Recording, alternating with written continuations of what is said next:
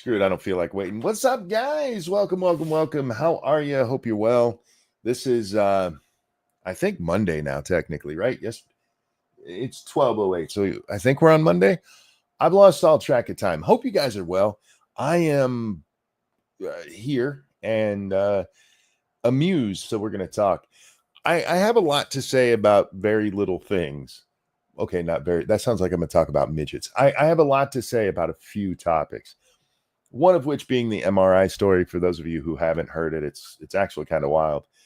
But I also want to talk about like the movie Airplane. I was I was watching a bunch of people react to Airplane, and wow, what have we done to the younger generations, man? Um, I was happy to see that a lot of the people still laughed at the airplane jokes, but there's parts of it that just made my head go, "Bleh, what?" But before we get to that, we are going to do the MRI story because wow, I want to go on record as saying I think somebody murdered this man. So in Nassau County at an MRI center, a woman is getting an MRI. And we're going to read this story first because this is the first story I could find about it. And it's the oldest story about it. This happened on Wednesday. This report is from the 18th, which is what, Friday. And then today, Sunday, all the major news stories picked it up. Toasted, thank you. Saw the latest Jubilee video. Think it was silly. Probably was. It's Jubilee, so what do you expect? I'll have to check it out. I only watch Jubilee when somebody brings it to my attention. I don't think we have a video tonight. So let me quickly switch internets here just to avoid problems in a few minutes. I'll be right back, guys.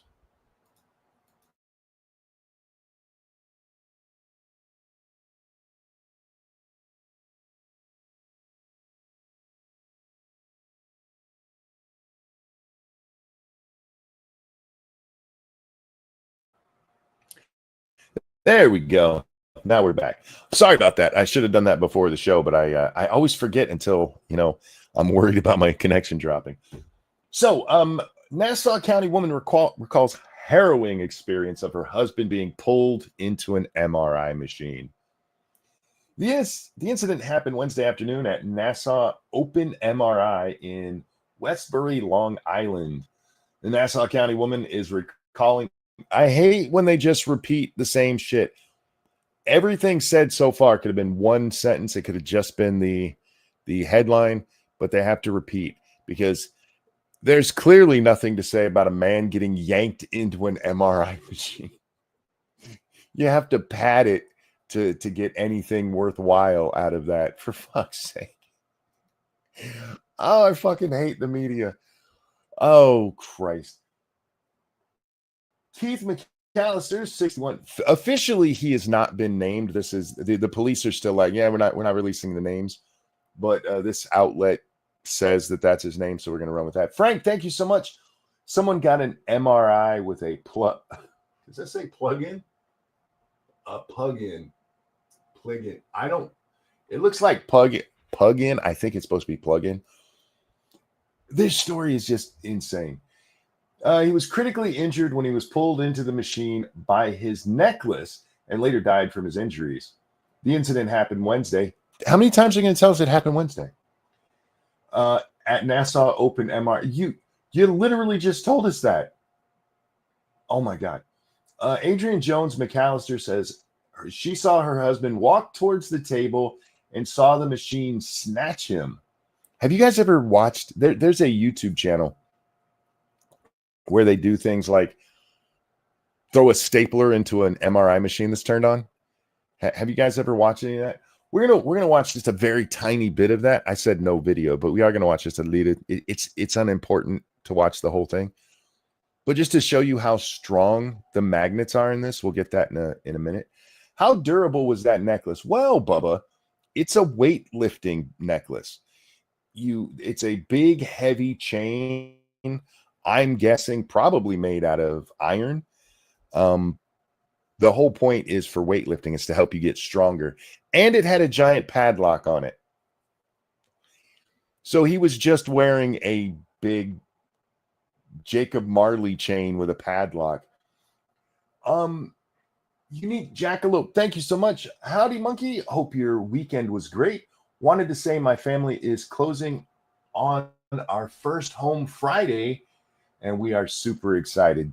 Congratulations. You're doing what literally nobody else in the world can do. Nobody else in the world has been able to buy a home since millennials were born. So you've bucked that trend, and hopefully it spreads. No, in all seriousness, congratulations. Your first home is a great moment in your life.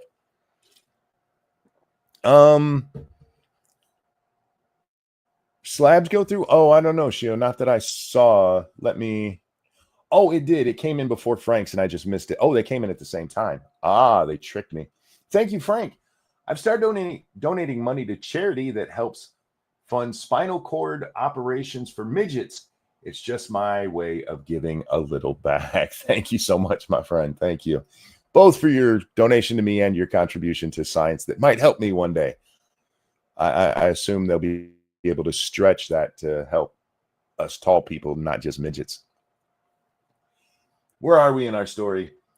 He was limp in my arms, and this is still pulsating in my brain, she said.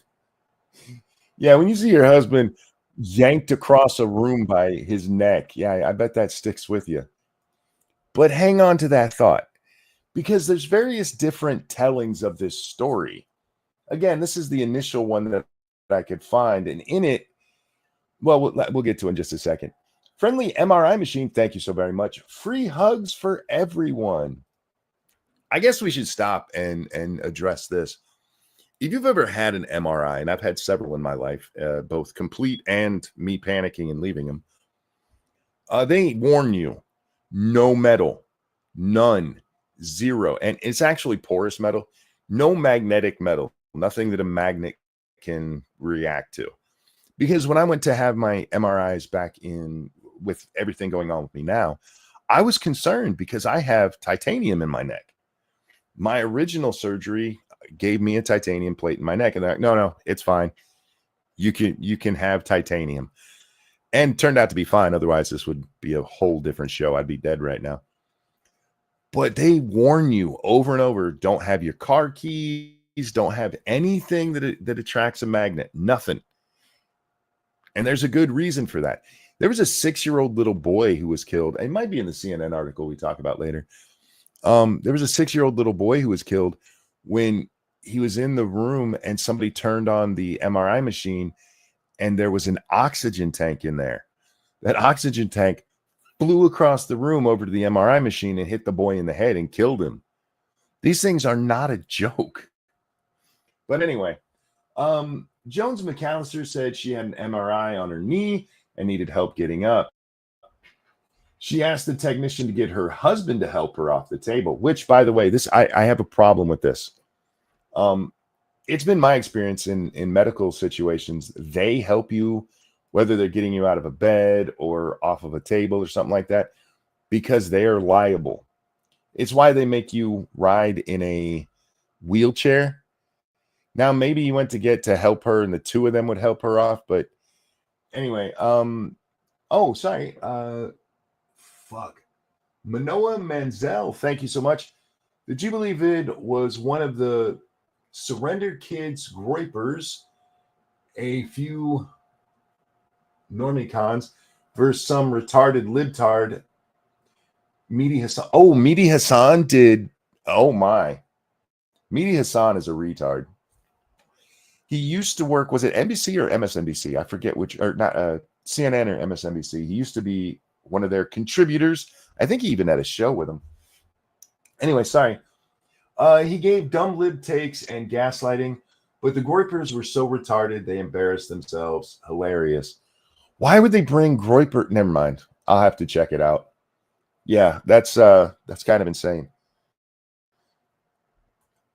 It tends to be this way. Like if you watch Jubilee, we'll get back to our story here in a second, but just to address this real fast, Jubilee, they'll have some person on like Ben Shapiro, or who else have they done that we've seen before? I think Destiny did one.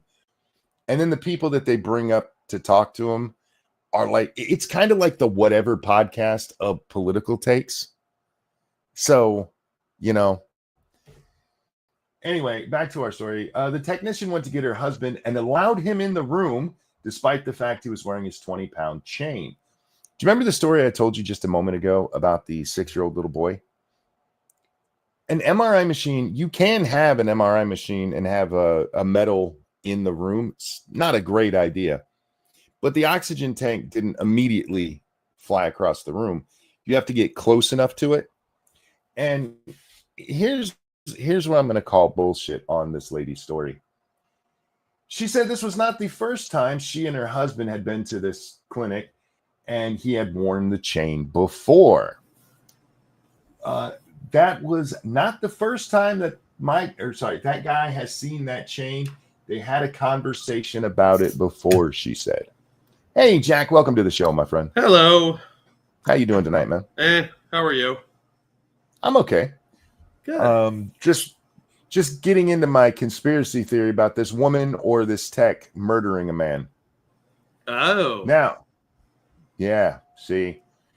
She says that this tech has allowed this man near an MRI machine, because even turned off, there's a little bit of magnetic force going on. Yeah. Let this man with a 20-pound chain come into the MRI room before. Right. Yeah. See, either the tech wanted this man dead or the wife wanted him dead. I'm convinced of this. What if they were having an affair? They might have been. This might be a lover's triangle, and they found a way to snuff him out. And I'm going to see this chick on Snapped one day. Yeah. What if her and some dude from radiology were having like a London Bridge kind of thing going on, and she's like, "We gotta get rid of my boyfriend." Well, I want you guys to pay attention to her telling of the story, because she's like, I asked the tech to go get my husband, and he went and got my husband, and they came back, and then he gets snatched across the room.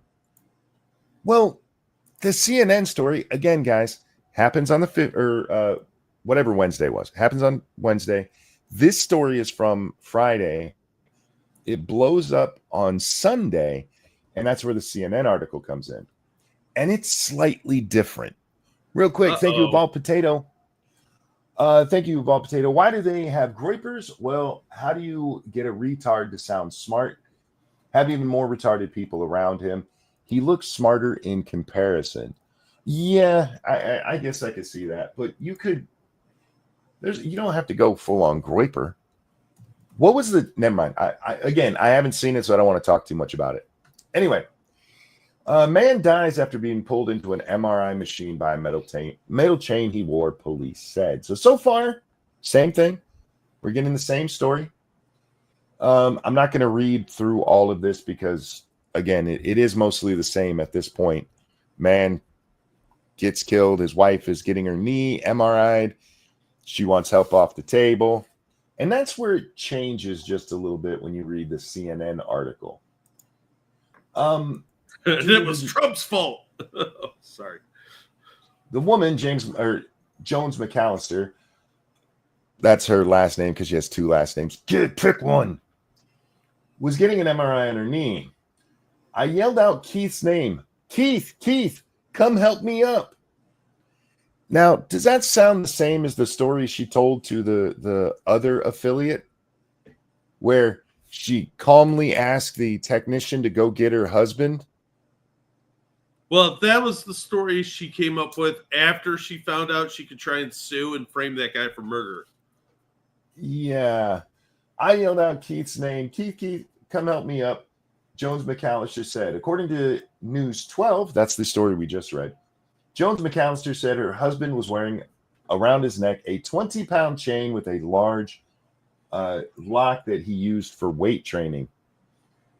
At that instant, the machine switched him around, pulled him in, and he hit the MRI. You know, if you'd have just let the technician pick you up off the table, because she's panicking. I've had my leg MRI'd before, Jack, and they put you in where just the leg goes in. Your head's outside of the machine. Yeah. I've also had my neck done, and that's where I panic because of my claustrophobia. And even as claustrophobic as I am, I was able to be like, no, just pull me out of this goddamn machine. This woman apparently is freaking out. Help, Keith, come help me. Get me out. She's yelling for him. There's a lot of people like, this could never happen. No, it happened because he responded to his wife's distressed yelling. Yeah, like a good husband or boyfriend would. So I surmise, and she said in the other article that the technician had seen that chain before and they had talked about it and he said it was okay. I doubt that. Ain't no fucking way. Not unless that guy does want to get sued. Yeah, maybe he's got some kind of lawsuit fetish where he gets off on getting sued, but there's no way one of those techs, because those techs have to be insured and all that through the hospital, or they're not going to have a job. And there's no way that dude took any chances with that. Something that big, no fucking way. Real quick, though, thank you, Senator Mazie Hirono. Oh, boy. Hey, big boy, everyone knows our bedroom romance will likely be the loving embrace of an MRI machine, so why haven't you called me back? I don't know what you're talking about, lady. Lesser Logic says she got him killed. Yes. See, this is why the title says man dies in freak MRI accident, a mystery, because I think she killed him. I think she wanted him killed. And the fact that they've had conversations about that chain before makes it even. She's like, no, Keith, it's okay. You could wear that necklace. They're just being overly protective. Yeah, don't listen to that guy that runs the machine. He doesn't know what he's talking about. Again, thank you, Unique Jackalope. I used to work in a major trauma center while in the Army, and there were signs everywhere, no metal. And I've even been in one a few times after my spinal injury, which they ask, do you have any metal? Yes. You're not allowed near that machine with a porous metal. Yeah, they ask you about everything, piercings, pins in your body. They go through a list.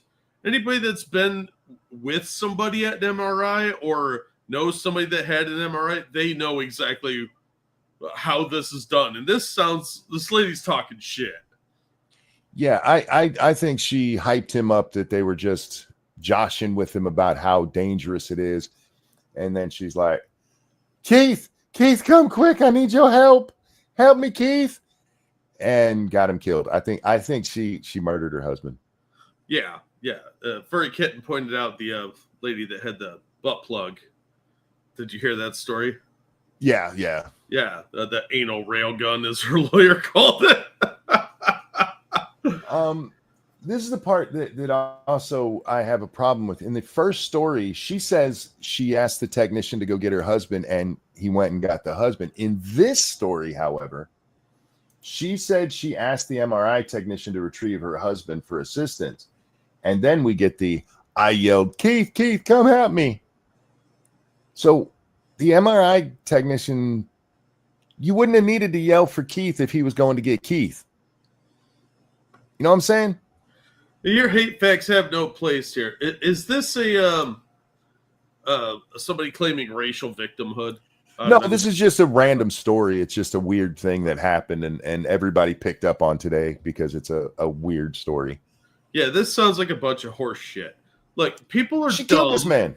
She got him killed. I'd be willing to bet that she panicked and shouted for him, and he responded and neither of them were thinking about this chain that he's wearing. And I could give you that if she hadn't lied in the first story and said that the technician and them had discussed that chain before and how it was okay. That's the lie for the lawsuit. Because she found out she could make some money and we go and get rich. So she's lying now to cover that so that she can make money off of this. There's no way there's not going to be a lawsuit on this one. They can't. I mean, everything is unless the technician actually brought him in, which this here tells us he didn't. I didn't say she was going to win. I said she's going to sue. I think it's just covering her ass because she got him killed. She was trying to get him killed. Somebody said we have a birthday. Whose birthday? It's Real Wade Gaming's birthday in 34 minutes. Wade, it's your birthday, and around here we do this. And a 1 and a 2. Happy birthday to you. Happy birthday to you. Happy birthday, dear Wade. Dear Wade Nation Gaming. Happy birthday to you. Happy birthday. Hope you have a good one, my friend. Hope you do. Indeed. MRI disasters are very few and far between because everybody knows how dangerous they are. Well, rational, normal people do, and these people sound like dum-dums. So I wanted to highlight this channel. Let's bring this up on the screen here. This is a channel where how dangerous are magnetic items near an MRI machine, and they have this rig set up where they have a pulley system that you can't really see in the still shot here, holding this chair. This is an office chair, Jack. Yes. And as it is just hanging there, that's not leaning on anything. The magnets from the MRI machine are holding it up. Yeah. And the reading on it is 700 pounds of pressure. 700. That's a lot of pressure, Jack. Yes, it is. Oh. And we have jumped to 1,300. It jumped up to 1,300. But can you imagine what this man was feeling when he got yanked in that machine by that 20-pound chain? Not much for very long because he was dead. Fuck. I wouldn't be surprised if we found out his head popped off. I'm going to throw the link to that channel into chat for those of you who are interested in watching them throw various things. The stapler is my favorite. They throw it in there and it just bounces all around before it finally hits somewhere that holds it in place. Yeah.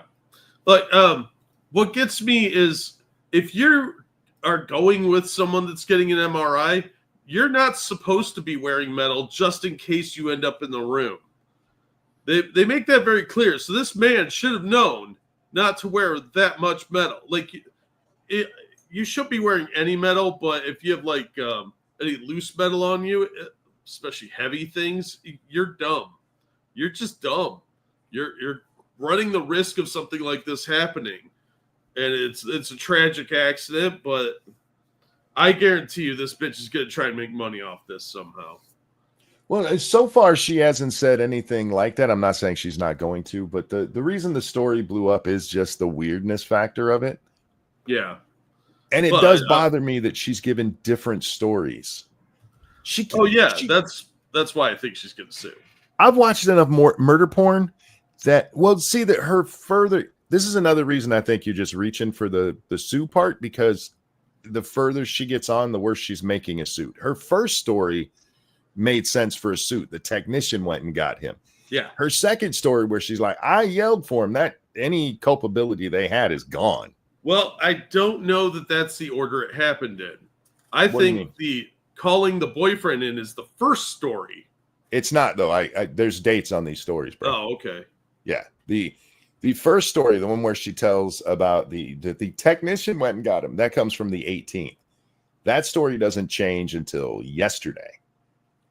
Then maybe she's not going to sue. She's just stupid. No, that's why I'm saying she's just trying to cover her ass and be like, I totally didn't kill my husband with an MRI machine. Now, a cop with too much free time on his hands in this area should probably look into life insurance policies. Exactly. Thank you. Thank you. I'm telling you, she got a brand new policy. It just went through and she's like, I think I need an MRI on my knee. It's also not a good idea to just run around with a 20-pound chain around your neck. As a general rule, no. If you're not Mr. T, no, you don't do that. That's stupid. You know how easy it is to hurt your neck with a very small amount of weight? I do. Oh, yeah. Yes, that's true. You are an expert in this field. Yep. Why would you have that anyway? I know it's like some workout thing, but why is he casually wearing that? I want to see it because it's just a padlocked chain. It's not like he was wearing bling. Oh, that's some like hood rat bling. He just went and got a bike chain and threw it around his neck. Was he like the Junkyard Dog or something? I guess, man. Wasn't that the wrestler that had one of those? Yes.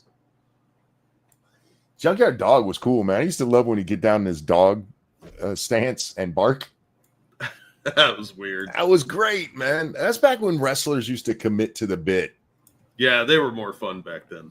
Yeah, wrestling used to be fun. You had characters, and now you got just, I say bad words now and then. Grrr. Yeah, it's a sad parody of itself. Hacksaw Jim Duggan used to bring a 2x4 into the ring. That shit was awesome back in the day. It used to be the circus that we all know it is, and they've tried making it more respectable, and it's gay now. Yeah, look, wrestling is comic books for illiterates. Mm-hmm. So just accept that it's a soap opera and move on. And I loved it. I did. And the more they've done a lot more like acrobatics, that's the word. And that stuff. But I like when it used to be fat guys like Dusty Rhodes.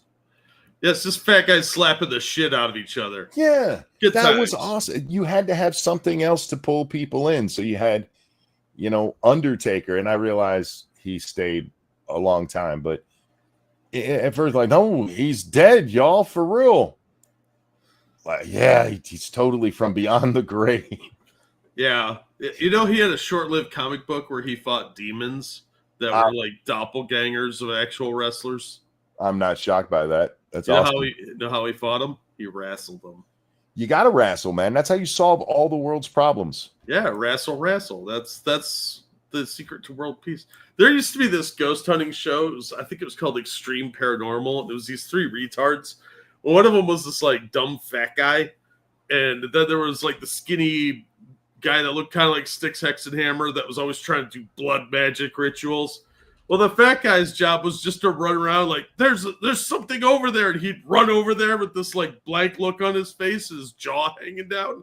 And the running joke for us was that he was going to wrestle the ghosty. Yes. He brought nothing else other than a sleeveless flannel. And I was like, he's going to try and wrestle a ghost. Just watch. Michael, thank you. Was going to mention something from yesterday's show, but I forgot what it was by today. So here's money anyway. Well, thank you. Two things. One, we didn't do a show yesterday, so it's probably why you're thinking of the wrong thing. And two, just thank you for the money. I appreciate it. Also, we forget to do that too. So all the time. All right, moving on to the other thing I wanted to talk about. And this one we can definitely get into much more pop culture with. If you do not recognize what is on your screen right now, your life makes me sad. Just want to throw that out there. Adabisi, thank you. I'm pretty sure the show was Mike Tyson Mysteries. I would actually watch that. Oh, it's a real show. Is it? Yeah. Oh my God. It was playing off the Mr. T thing where he had the gymnastics team. It was an animated cartoon. Yeah. I've never seen that. I'll have to check it. No, see, I want it real, though. I want Mike Tyson to be doing an unsolved mystery show where instead of Robert Stack, speaking of airplane, walking around, with his trench coat and collar turned up, have Mike Tyson sitting there petting a pigeon. We got to know the fucking mystery. Yes. I'd watch the fuck out of that. The Mothman mystery. Thank you, Michael. Last show, but I watched it yesterday. Also, sorry for no caps. I appreciate the caps, and no, I was just fucking with you about the date, the timing on that. You do not have to donate to tell me that my joke was bad, dude. But I appreciate it. Thank you. All right, Jack. So as I was sitting here in misery yesterday, literally couldn't even play my video games. I was having a rough one. Oh. I saw a first-time reaction to Airplane. I was like, this could be interesting. That just makes me sad. There's like two generations of people that have never seen Airplane. Yeah, and that is very sad to me. Airplane is one of those. Harry Potter gets played every Christmas. Airplane should be played every 9/11. Yeah, it should be like Airplane, Top Secret, the Police Squad, and the Naked Gun movies. They should have marathons of actual comedy, Blazing Saddles. Nobody's gonna laugh at my airplane joke on 9/11. Really? I was letting it slide. Y'all are mean. So, Jack, I watched the first people watch it, and they enjoyed. Everybody I watched enjoyed the movie. Oh, that's good. Several of them, there were references they just didn't get. Like the one that kept confusing people was the Jim never has a second cup of coffee at home. Which, for those of you who don't know, that comes from a commercial that used to be, what was it? Maxwell House or one of those used to Maxwell House or Folgers, one of the two. Maybe I think it was Folgers. I think you're right on that. And it was about how the couple would be at another couple's house, and whoever's hosting is like, "Would you like another cup of coffee?" And she'd go, "I do, but he doesn't." And you go, "You know what? I do want a second cup." And then in the wife's mind, she's like, "He never gets a second cup at home."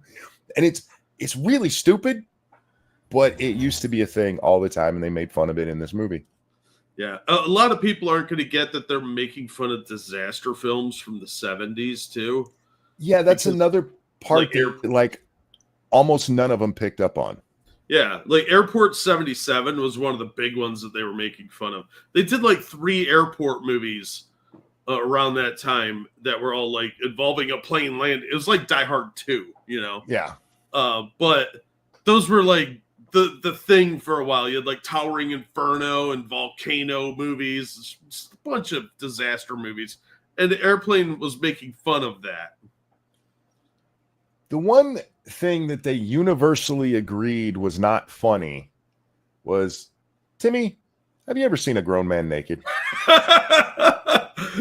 Come on. Except one couple that I watched.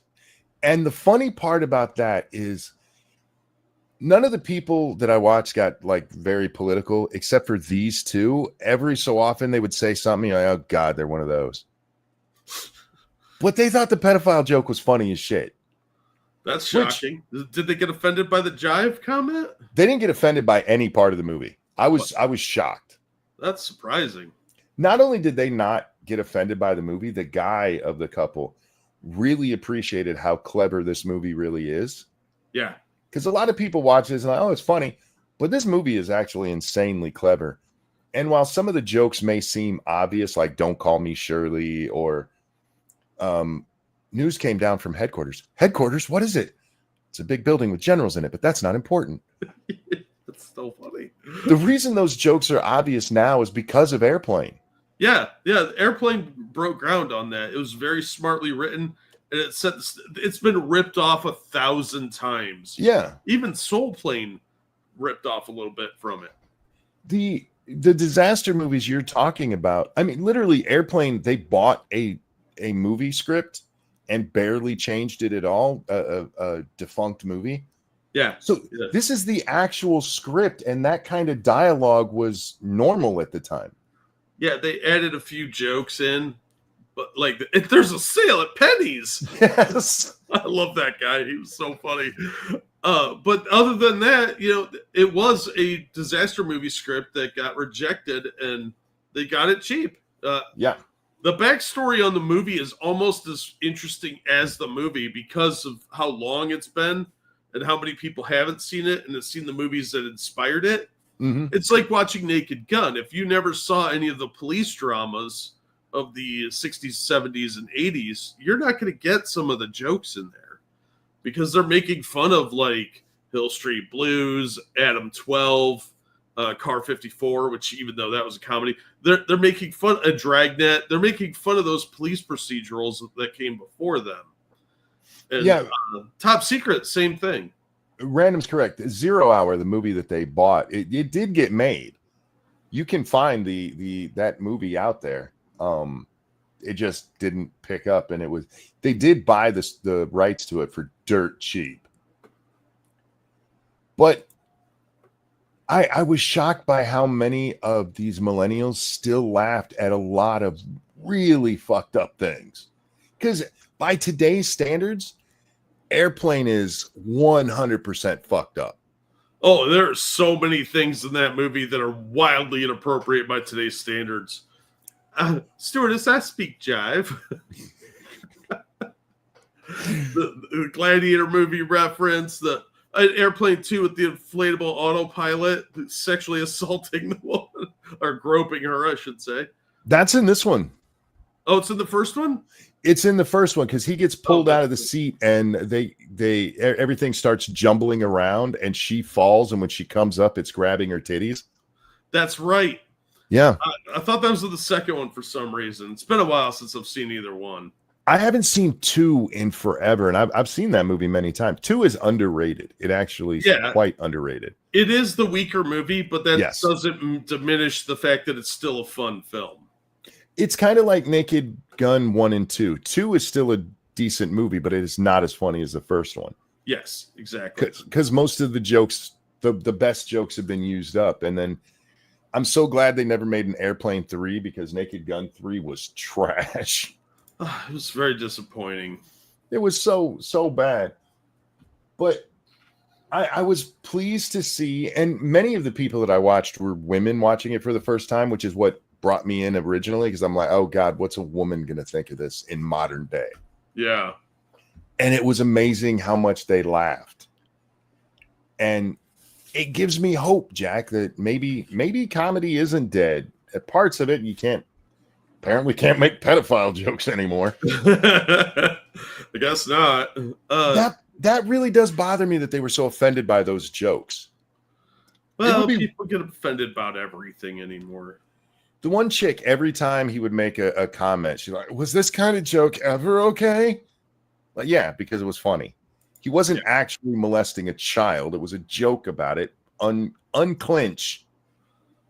Yeah. Well, people are so hypersensitive and pussified by everything going on in the education system. They're looking for things to be offended by instead of just relaxing and enjoying something for entertainment's sake. They have to look for something to get bent out of shape about. They get the dopamine hit that way. Was 2 the one with Kitten Navidad? That doesn't sound familiar to me. In Airplane 2, they're taking a shuttle to the moon. Yeah. And things go wrong. It's got Sonny Bono as a terrorist who's going to blow up the shuttle. Yeah. Yeah, it's great. There was also one of the people, she got some therapy from watching it because Captain Over, when we first see him, he's browsing porn at the newsstand. Yeah. And the one chick, she's like, oh, my dad used to do that, and it used to be so embarrassing. Like, okay, I get why the pedophile joke offended you so much.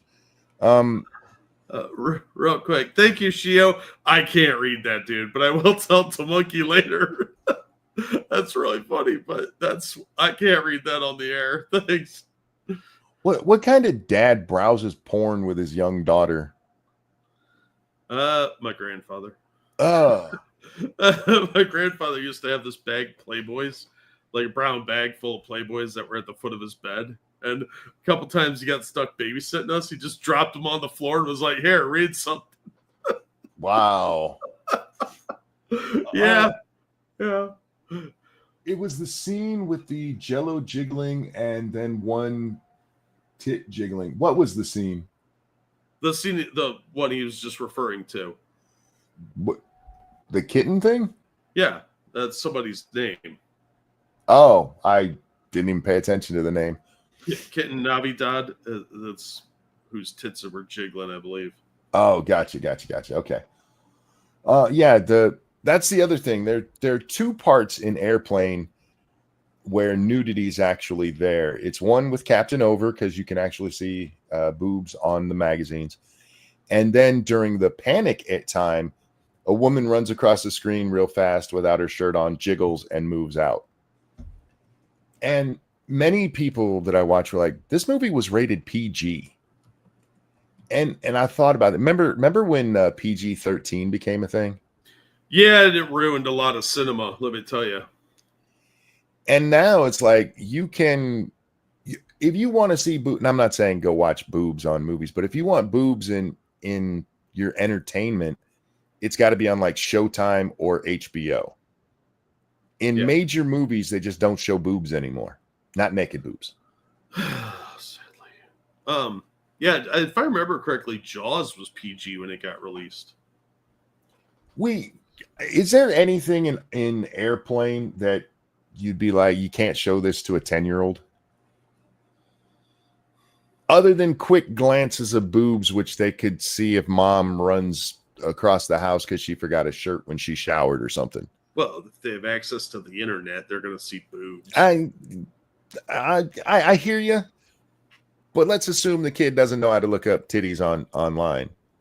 Is seeing a quick flash of boobie really going to be like destroy him? It'll make him. I can tell you, as a kid who watched Airplane when I was rather young, it made me giggle.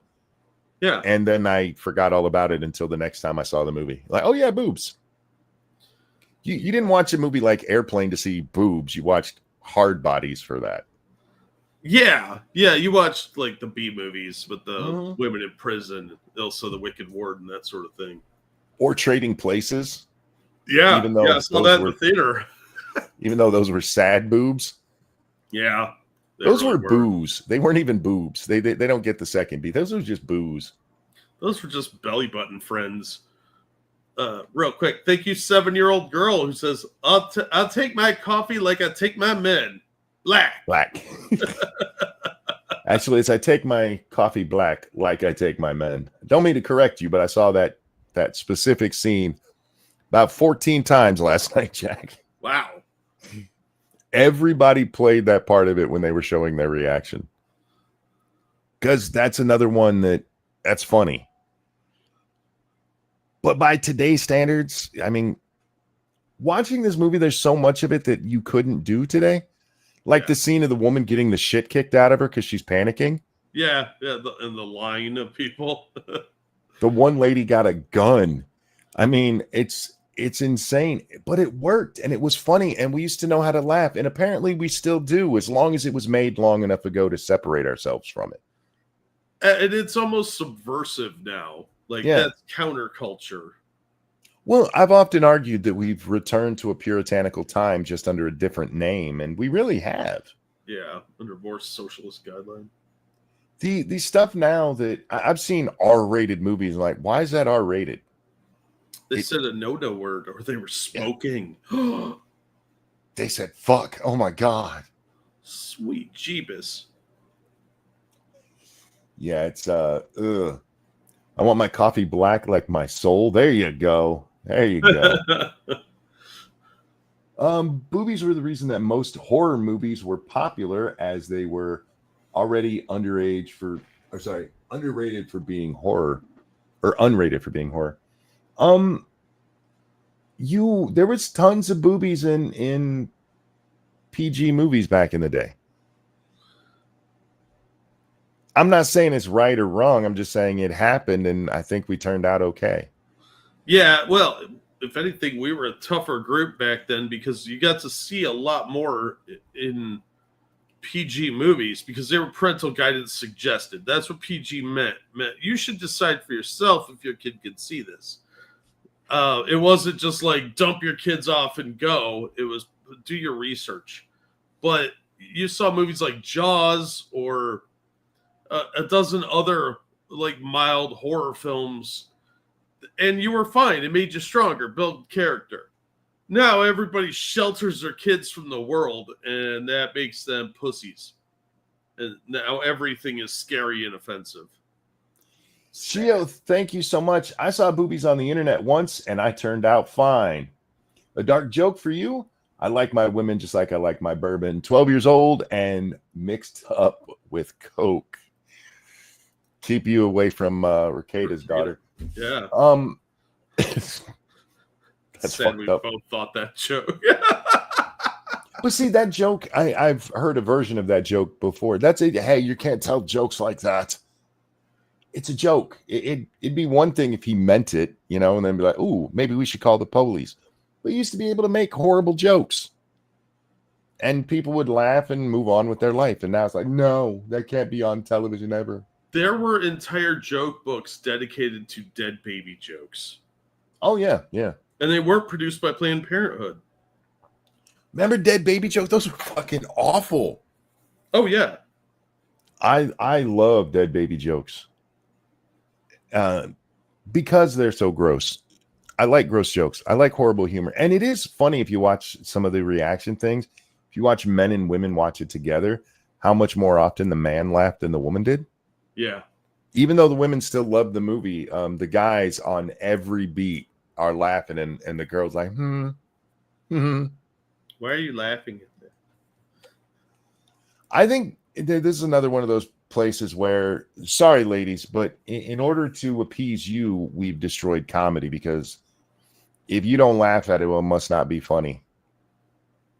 Did you see Lena Dunham has a new thing out, a new anti-comedy comedy movie? It's a rom-com with no comedy in it.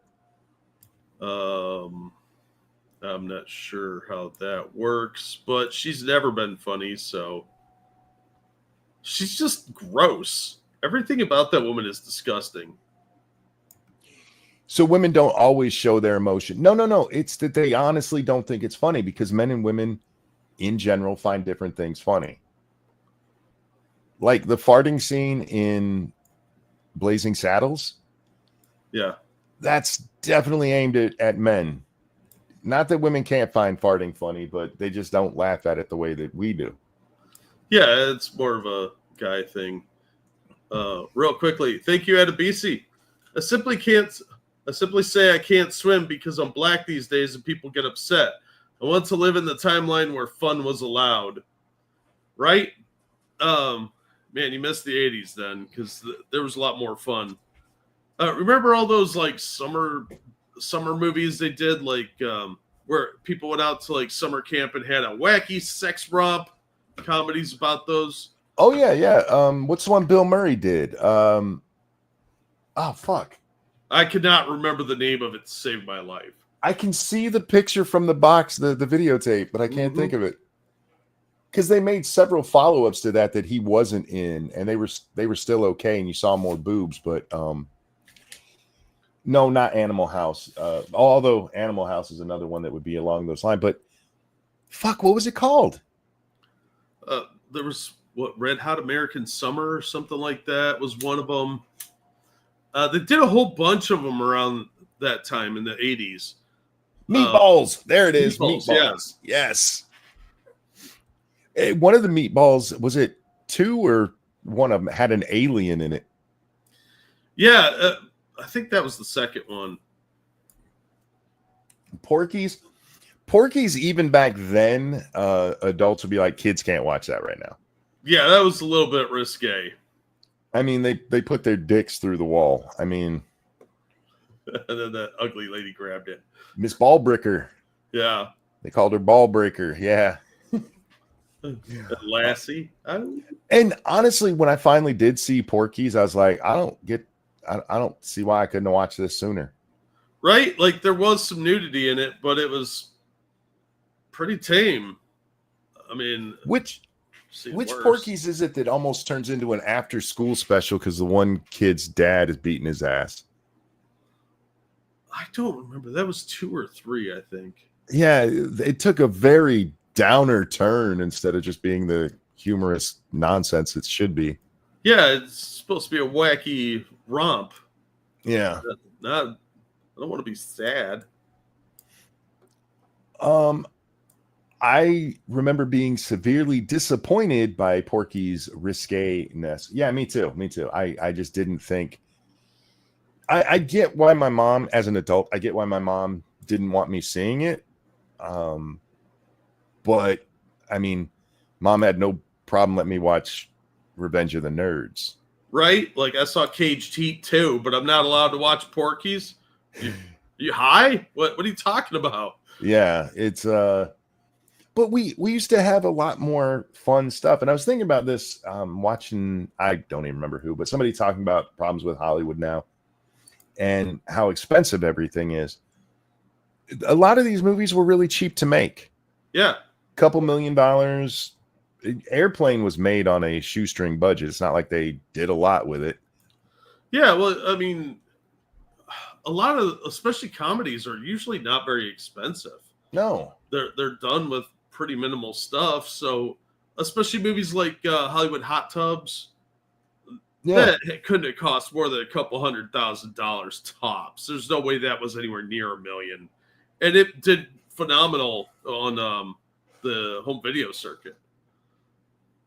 Faithless says, the way it was hyped, I thought it would be practically porn. Me too. Thank you. And especially at the time where all of these other movies are out there, which frankly were as bad, if not worse than Porky's was. Yeah. Wasn't the whole premise of Porky's that they were going to prostitutes? Yeah, they were trying to get laid, and they were going to Porky's because it was a brothel / gambling establishment. And Porky threw them out and embarrassed them, so were getting even. Yes, and they still had some crazy sex romp stuff on the side. So the only thing I can look at with that, again, with the other things that were allowed and not nearly as criticized in that manner, is that just the prostitute part is what made it bad? I guess. Anyhow, yeah, I had a lot of hope instilled in me yesterday with the amount of laughter I saw people watching this, but some of the stuff that they triggered on, and again, the only thing they really did trigger on was the pedophile jokes from the captain. And they're like, I can't believe this isn't funny, you guys. But that does bother me because those are funny, because that's so horrific, and it's okay to laugh at horrific things. Now, if a child is actually molested and your first action is laughter, then there's a problem with you. But it's just like rape jokes, Jack. I mean, unless somebody was actually raped, a rape joke is still just a joke. Yeah, it's not real. Like Daniel Tosh had that bit about replacing his sister's mace with silly string. Yeah. She ended up getting raped, and she's like, and I got raped. And yeah, it was a joke, and there were people that found that highly offensive. I'm like, calm down, guys. You don't have to like it, but you shouldn't try and destroy people because you didn't like a joke. Grow up. Keeper Dan points out prison rape jokes. Yeah, those are the only time you're allowed to make jokes about rape now. This is when men are the victims. Yep. And not just men who are under state control, Jack. Apparently. Then it's acceptable. And look, I'm not feeling sorry for those guys, because most of them are heinous people who probably shouldn't have been allowed to live in the first place. But well, if you're in there for like tax evasion, you shouldn't have a 7-inch poop chute when you walk out. True, exactly. Prison rape jokes aren't funny, in my opinion. I think they can be. I think you can joke about literally anything. Yeah. And sometimes timing is an issue. You're like, okay, that is actually too soon. Although I don't really believe in too soon jokes. Yeah, I mean, it depends. Are you telling the joke to somebody who is related to the situation? Then there might be a time frame. It might be inappropriate, and it might be, unacceptable just on a civility level, but that doesn't make it less funny. Yeah, I mean, it's crass, but nobody said it's not funny. I do believe in the notion that anything can be funny, and if you tell me no, there's things that can't be funny, I implore you to open your mind some. Shio, thank you. I met the love of my life walking in the park. It was love at first sight. Sparks flew, and we made love right there on the spot. Damn, I loved my new taser. Wow. Probably shouldn't be doing that in public, sir. No felonies in chat. Some happen to be innocent. True. But I mean, I can't say that you can't make a prison rape joke because they might be innocent, and say that you can make a rape joke because they're all innocent. The victims, those ones are all innocent. Well, we don't know that for sure. Anyway, I would like to see. I saw Disparu had a video. I only watched a little bit of it today, talking about AI taking over entertainment because there's a AI movie that's come out. Oh boy! And Hollywood is doing what Hollywood. Oh my God, I can't believe it. Okay, Hollywood has been way overpaid. The actors, the directors, the cinema, all of them, they've been overpaid for way too long. And I'm glad they got their money while they could. But the only reason you were able to do that is because of the gateway to production to begin with. Everything is so expensive. You got to go through the unions. Mm-hmm. Another place unions have destroyed.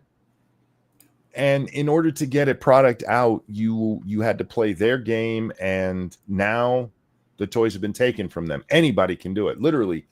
I think the one really good software is like $300 a month, which I know that's a lot, but if you're making a movie and you can do it all for just you and $300 a month, you can make a return on your investment pretty well. Yeah. If you have $300 a month, you could give me and Monkey 5 of that every day. Thank you, Sin Nikki. Comedy equals tragedy plus time. I don't think the plus time is necessary there. Again, it's all subjective, but there are times I've heard jokes. I'm like, dude, too soon. Give that one a little time to breathe, but the joke was still funny. You know what I mean? You keep it to yourself and your friend group for a little while. And Kevzar of Old, thank you. Bring back Andrew Dice Clay from the 90s. Clay was an interesting character in that he wasn't really that bad. If you actually go back and listen to him, I mean, he was this misogynistic jerk. He wasn't really that bad. But he's coming up at a time when we're moving into the feminist era, where feminists take over literally everything. And he made jokes about putting cigarettes out on women. Oh my God. Clay's funniest stuff actually wasn't his jokes or his rhymes that he told. His funniest stuff was his actual comedy, and it was amazing how they responded to him. Oh, it was the Streisand effect for him. He hit it at the right time to get a bunch of tight ass lefties all bent out of shape about nothing really, and they created his career. Yeah, and destroyed it in short order because they made him popular, and then they were like, oh, you should not watch this guy. Andrew Dice Clay is currently on tour. Yeah, as far as I know, he never stopped performing. He took a mini break after, what was it, his appearance on Howard Stern. Joan Rivers was more shocking. Yeah, she was. Yeah. By today's standards, oh my God, they would string her up. Her and Don Rickles were more offensive than Andrew Dice Clay. But this comes at the time the mid or the early 90s, because Clay really blew up in the late 80s. Yeah. And the 90s come around and kick his ass. And Assassin of the Gray, thank you. Feminist. Can you help me with this? Yeah. Feminist $12 plus tip times 2. We're looking down at an insurgent with half his head non-surgically removed. I said flatly, that's a good look for him. And the guys were cracking up the rest of the week. Thank you for that double feminist $12 plus the tip. Thank you so much, my friend. Sorry, the orange is really, really hard for me to read today for some reason. Some days it's the blue, some days it's the orange, and it's always the yellow. But by all means, please. There was a recent blow up. I forget who it was, but some video had come up of them making jokes about dead insurgents and stuff over the dead insurgents. Yeah. And like, this is so crass. I can't believe you would act like this. You need to shut the fuck up and either put yourself in that situation and understand that humor is a way with dealing with death, or just shut the fuck up, because you're not helping anybody in either situation. Thank you, Adabisi. I was telling a joke under fire in Iraq to my buddy. He didn't like it. We were just running to take our position, so I wasn't causing harm. The joke itself could not work in any other time. I mean, there's situational jokes. He didn't find it funny? You didn't shoot him? That was a joke. Look, not all jokes are funny. Feminists and tips in same sentence. Oh, speaking of feminists and money, we got to talk about the WNBA, Jack. Oh, God, yeah. Those dumb fucks. The WNBA All-Star Game was apparently the other night. The idea of WNBA and All-Star just makes me laugh. They have an All-Star game? Apparently they have a game for it, whether they actually have them or not. What is it? Just Caitlin Clark playing by herself, or no? They let other people play with her. Let's share this. Did they beat her up? It's hard to see on the screen, but it says on their shirts, "Pay us what we're owed" or something to that effect. And this is the All-Star game where the girls are coming out, and look at that arena and how fucking empty it is. Right behind the bench is empty. Well, at the All-Star game. That's a packed audience for them. What are you talking about? I agree with their notion. I do think they should be paid what they're owed. I think the NBA should immediately stop all subsidies to them and figure out their shit the way that the NFL had to do it, the way the NBA, Major League Baseball, that all the major sports franchises had to on their own. Let them sink or swim. And you ladies would not be making near what you're making right now. Yeah. Not even close. If it wasn't for the subsidies, they would be making like minimum wage. Caitlin Clark is the only draw, and she's drawing in about 15,000 people a night, which is nothing to sneeze at. That's a decent amount, but you're going to make minor league baseball wages at that point. Oh, barely. I mean, not a good team. Angel Reese, the one that they're trying to convince me is as good as Caitlin and as big as a draw. The only time she gets a draw of 15,000 people is when she's playing against Caitlin Clark. Yeah, because everybody wants to see her fight each other. You know that. It's because people are coming for Caitlin. They don't give a shit about Angel Reese. Well, Angel Reese is the one that's smacking her all the time, isn't it? Oh no, all of them are smacking her all the time. But in defense of the women who have hit, I've watched basketball a lot in my life, and shit like that happens between the men all the time. And there's a very famous picture of Wilt Chamberlain and Larry Bird holding each other by the throat. It happens in basketball, but because it's Caitlin Clark and they wanted to push a racist narrative, like, look at how all the black girls are mean to her. Maybe that's just how sports happen sometimes. They got that one pretty blonde girl that's like running defense for Clark now on her team. Yeah, there's always going to be this kind of stuff. Are some of them doing it intentionally? Fuck yeah. But so does LeBron James. Yeah, well, he's a piece of shit trader anyway. I just went with the biggest name in basketball right now. Yeah, aside from being a commie sellout, he betrayed Cleveland, and Clevelanders are very angry about it. Yeah, I haven't watched the NBA regularly in a long time. Most of the Ravens. Most of the time I do watch it, it's just guys beating each other up because a clip will happen and I'll watch that. I watch for the fights. Jordan is still the greatest. I quite disagree. I would put Bird and Magic both above Jordan. Jordan was great, don't get me wrong, but Jordan's greatness didn't really take off until they built a team around him. Oh, I thought you were going to say when he got his golf career. No. He was better at baseball than he ever was at golf. Oh. But I prefer to watch, what does it say, netball? Oh, tennis, because it's a very squeaky sport. Basketball used to be a squeaky sport because they got rubber shoes on that parquet. Something starts with a P, floor. Oh.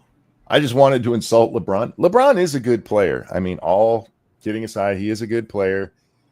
But the notion that he's even close to the greatest it's just sad. And he's been playing forever. That just seems that way because, China's working on cloning him. Retire, homie. Go live the good life with all them millions you've made. But anyway, back to our WNBA friends here. You don't deserve what you're getting now. And again, get paid what you can get paid. That's fine. But don't tell me that you're owed more because you're not making what LeBron James made when LeBron can fill a 60,000 seat arena and you can't do a quarter of that. Right. I mean, LeBron being on your team guarantees a sellout. Angel Reese being on your team guarantees Angel Reese will be on your team. That's it. You're not packing the stadium because of that, or the arena because of her being there. And I'm not taking anything away from women's basketball, but it is women's basketball. And you can see as good. There was a clip of Angel Reese going around where she's rebounding. And it's funny as shit because it really does look like JV basketball. Yeah, but the JV teams can play better. I mean, it's the kind of shit you see on a basketball court when you got sixth graders out there playing for the first time. And she's one of their stars, Jack. Yeah, it's really sad. It's not to take anything away from it. It's kind of like watching single A baseball. I love baseball. I watch when I can. But I used to love going to AAA games because AAA is just below the major leagues, and many of the people in that system go up to the major leagues. So it's still really good baseball. You go down to single A, and it's your best high school players. Yeah. They're good at what they do compared to the general population. But compared to the guys who are making millions, there's a reason they're in single A. And the WNBA is basically single A basketball. You suck. European leagues are better to watch. And again, you're girls. If I'm going to watch sports, Jack, it's for a couple of reasons. One, just to be entertained, but usually it's got to be something I care about. But two, it's to watch the best of the best play. And ladies, that's just not you. Dangerous, thank you. Yes, those shirts do indeed say, pay us what you owe us, apparently. They were going to wear shirts saying, pay us what we're worth, but they didn't want to send the message that they play for free. Fair. Yeah, there's only 13 teams in the WNBA. Yeah, because they can't, the other markets can't support it. Yeah, it's kind of sad when you only have 13 teams and you're screeching about the fuck off. For the record, I feel the same about Major League Soccer in America. Major League Soccer is not a big thing here, and they're not going to make the same kind of money that an NFL player does. Oh, because God, nobody's watching it. Yeah, they don't even pop up on the radar most of the time. Is that him or me? I have no idea. I think that was him. Because my chat's still moving. So that's several games. So what went on the fucking field? Wow.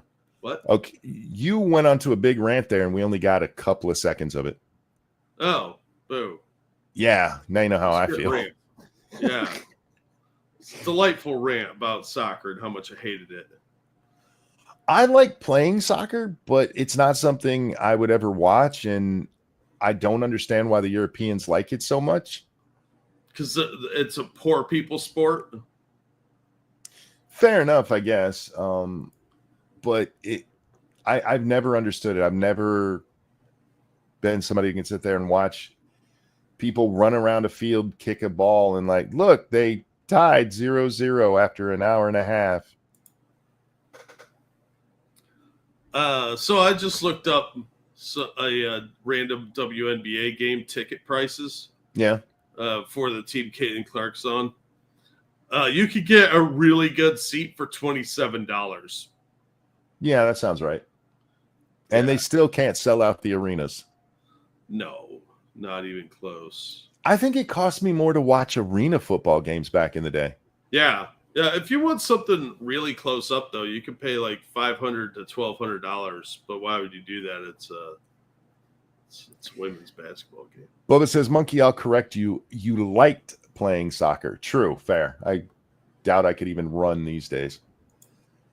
You could be goalie. It's a fine sport for little kids to be playing. I don't understand the folks like the World Cup. Like Donald Trump was at a World Cup event the other day. And they're like, look, Donald's watching the World Cup. Like, don't make my president gay. He's going out of obligation, not because he wants to be there.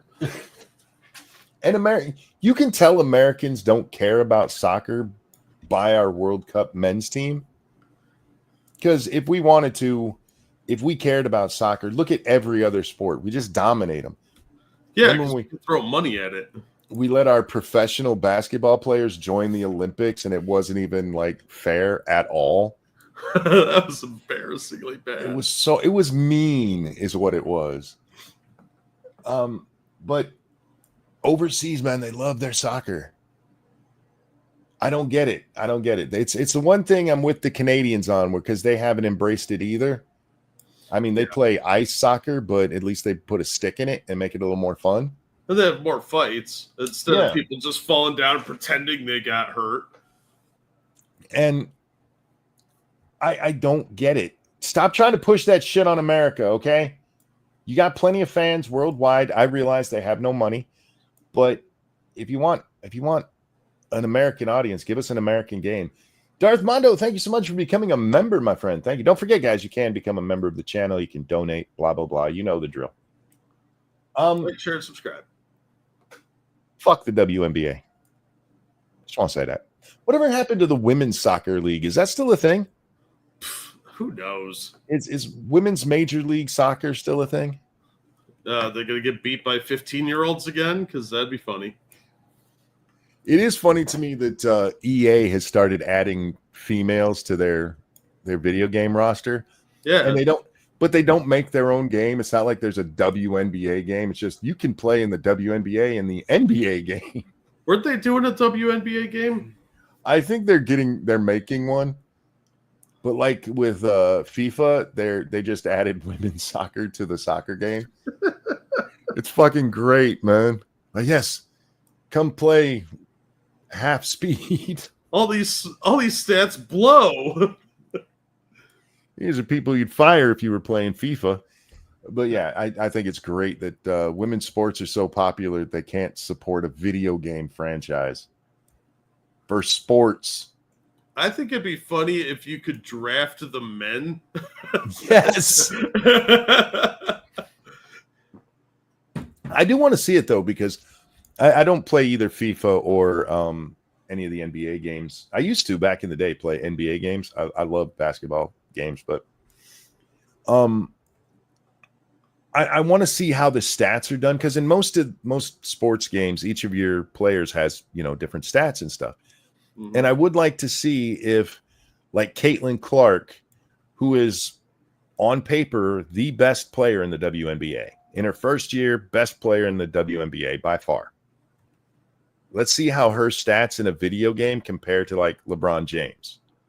Oh, they're going to be abysmal. She's probably the equivalent of some fifth stringer you've never heard of that's, like, normally on the bench. I disagree. I think what they did, they would make them, like, let's say you have a 100-point maximum for a stat, like, say, shooting.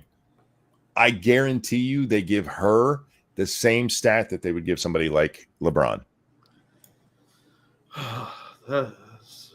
If it was realistic, she'd have a 37 compared to his 100.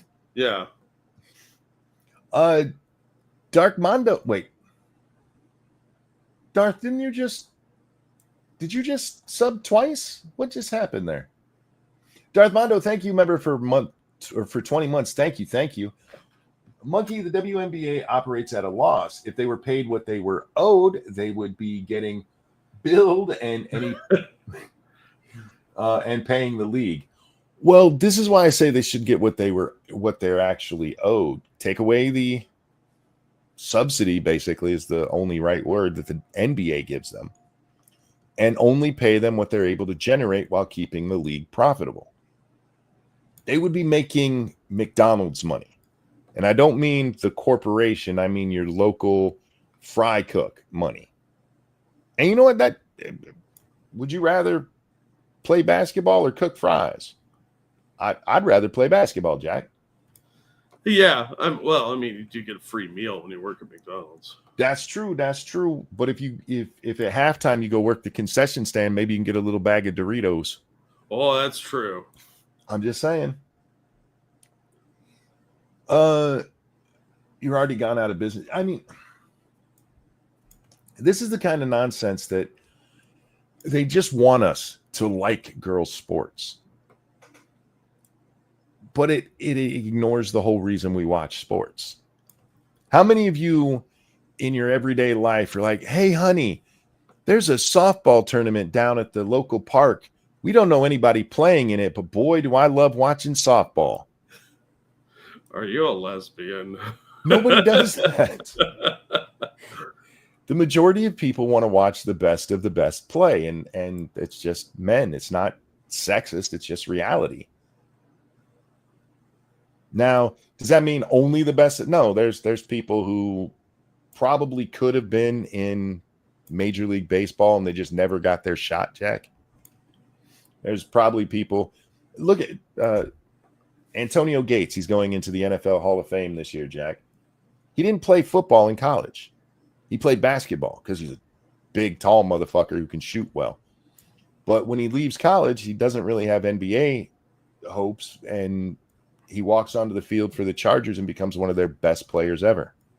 Huh. There's probably a ton of people out there who could have done that, but things didn't line up right. Yeah. Sucks. But generally speaking, it's the best of the best who are out there playing. These are people who trained for years, who dedicated their lives to their craft, and that's why they're where they're at. And while that may be true for Caitlin Clark, she's dedicated her life to basketball. She's only had to play against girls. Kellen Winslow. Yes, Kellen was great. Kellen was awesome. I got to see his bust at the Hall of Fame, and I had a little fangirl moment. The famous picture of him being helped off the field in the 81 Miami Dolphins Chargers playoff game is iconic. That's back when those guys had to they didn't have the same sports training that they have these days. I mean, it's very scientific now, Jack. Back then it was just run till you pass out. Back then, you know, getting I saw Wes Chandler's bust as well. Got to see Junior Seau. That was where I had my real moment of zen, standing in front of the bust of Junior. I'm such a huge fan, and his story is so sad. I still have my signed Junior Seau football. I have my Seau jersey. I love Junior Seau. Anyway, back get away from my fangirling over here. Speaking of, I mean, one of the best who ever played, never got the credit he quite deserved because he never got a ring because he played for the fucking Chargers. Poor bastard. Anyway, that's why he killed himself. Jesus, that's dark. That too soon? It's been a long probably time. not. Actually, he killed himself because of concussion trauma, or at least that's what he thought was causing the issue. So he shot himself in the chest so his head could be examined. Oh, that's who that. Oh, okay. I Yeah. thought the name sounded vaguely familiar. Yeah, you've probably heard me talk about him a few times because, yeah, I'm a huge Junior Seau fan. Yeah. Normally, when I hear sports people, it's because they appeared in a movie or they committed a crime. That's how I know who Michael Vick is and OJ. Yes. Luckily, sports mixes with the crime world enough that people know a few names, even if they don't watch sports. Yeah. Oh, fuck. It is sad what they can get away with sometimes. Oh, that's the bonus of celebrity. Yeah. Go out there and be a complete shitbag.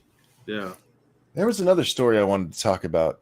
It involved money.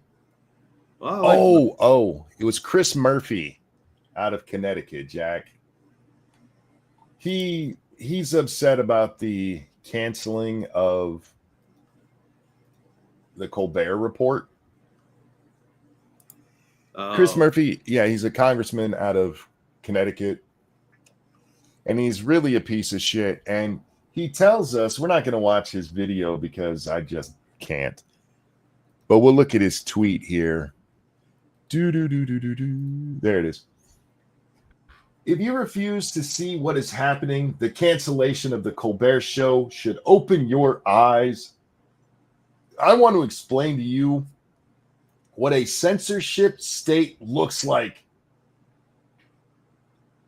His show got canceled, so it's censorship, Jack. Of course it is. That's what happens when a lefty gets canceled. Where a corrupt government gives favors to media that suppresses criticism of the regime. Yeah, okay, let's talk about that. Wasn't Colbert on back during Trump's first administration? Yeah, he was on the air. And they didn't cancel him? No. Weird. Do you know, according to sources, they're unnamed, but I'm willing to believe him, the Colbert Report was losing $40 million a year. Wait, you talking about the Colbert Report or the Late Show? Oh, the Late Show. I'm sorry. Oh. Yeah, I keep saying Colbert Report, but the Late Show with Stephen Colbert. It was losing $40 million a year. That would be why they canceled it. Yeah. It's losing almost $1 million a week. And they're like, I can't believe this is censorship. No, one, that format is dying. The kind of people who make sure to tune in at 11:30 every night to watch somebody suck up to a couple of celebrities is dwindling. It's not a very Johnny Carson, Jack Parr, David Letterman. These guys did it at a time with 3 networks, and then finally cable comes along, but still everybody sat down to watch their evening news, and then they just watch what came after it. We don't have to do that anymore. Most of these celebrities have their own Instagram accounts where if you want to hear what they're thinking, you can go there and watch it. Yeah, if anything, we have celebrity overload now. Yeah, and you have a dying business model with a the kind of people who watch that tend to be older, and older people tend to be more conservative. So you fill this dying genre with people who are opposed to the folks most likely to be watching it in the first place. And then you're like, it's censorship and we're not making money. Whoever's been letting this go on while losing $40 million a year should have been fired first. Yeah. Along with everyone else. Colbert did stupid shit like his dancing with his vaccine thing. Yeah. Done to the tequila song, but vaccine instead. Oh, so dumb. That's the other problem is they're not funny. No, they're not funny at all. It's a lecture show with celebrities that also lecture us and tell uninteresting little side stories that go nowhere. Assassin of the Grey brings up Crybaby Kimmel. That man has cried like 3 different times over stupid shit. Oh, at least. Yeah. Nobody wants to see a comedian crying at you. Yeah, and he's done such a turn because he used to do the Man Show. Yeah. And then he turned into a big pussy, and now he cries like he's John Boehner. Nobody is tuning in to late night comedy, what's left of it, hoping to see the host cry. Well, okay, maybe I would, but so that the host can give you some deep, impactful thing that is so meaningful it makes even them cry. You're there for escapism. Yeah, they've forgotten that. I'm here to laugh, not to hear you whine. What are the things he cried about? He cried about COVID, right? Yeah, he cried about some kid getting separated from his dad or something because his kid was sick at the time or something. We're supposed to feel bad about it. And he cried about the dumbest shit. Here's some girls on some trampolines has fallen so far. Yeah, and Kimmel is one of those people. I mean, the internet equivalent of him would be Phil DeFranco. DeFranco got big by putting giant titties in the thumbnails of every one of his videos, and now he's Mr. Mom. He's just a chick. Yeah. And like, no, that kind of stuff just isn't funny. It's not funny. He pulled up the ladder. He made it to the top, and like, nobody else can do this. He cried about the election. Yeah, I mean, Kimmel's the fact that he's still on and making millions of dollars a year is just proof that these guys should not ever get government funding. Yeah. We should not have media paid for by the U.S. government. There's a lot of stuff with like NPR and public television, Jack. Is like, we don't take government money except for all those grants we get from the government. Yeah, or funneled through NGOs that get government grants. Yeah, so you should have to be in the marketplace. And there's no way that Kimmel's show is making enough money to pay whatever they're paying him. No. And that's what happened with Colbert. I mean, you're losing $40 million a year. He's not making $40 million. So did you hear him say they have 200 people running that show? What? 200 people running the Colbert show, according to him, that are going to lose their jobs because that show's being shut down. Because late night's being shut down. That's a good fucking question. You could run that show. Let's see. You need a lighting guy. You need a sound guy. Somebody to 3 cameras. Couple of people in the production box.